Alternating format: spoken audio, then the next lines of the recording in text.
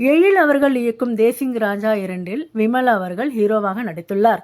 இப்படம் குறித்து அவர் பேசுகையில், எழில் சாருடன் மீண்டும் இணைந்து இருக்கிறேன். இசையமைப்பாளர் வித்யாசாகர் அவர்கள் இசையில் 2 படங்கள் அல்ல 2.25 படங்கள் பண்ணியிருக்கிறேன்.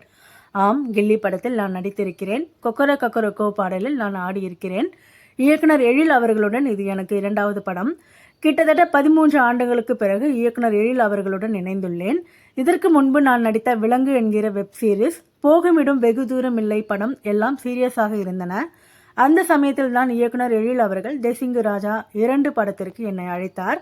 அப்படி சீரியஸாக நடித்துவிட்டு இந்த படத்தின் படப்பிடிப்பு தளத்திற்கு வந்தபோது அவ்வளவு ரிலாக்ஸாக ஜாலியாக இருந்தது. இதில் எழில் சாரின் 25வது படம். அவர் இன்னும் பொன்விழா ஆண்டு காண வேண்டும். நிறைய நகைச்சுவை நடிகர்களுக்கு வாய்ப்பு தர வேண்டும். இன்னும் நிறைய உயரங்களை தொட வேண்டும். இந்த படத்தில் காமெடி நன்றாக வந்துள்ளது. 15க்கும் அதிகமான நடிகர்கள் நடித்திருக்கிறார்கள் என்று பேசினார்.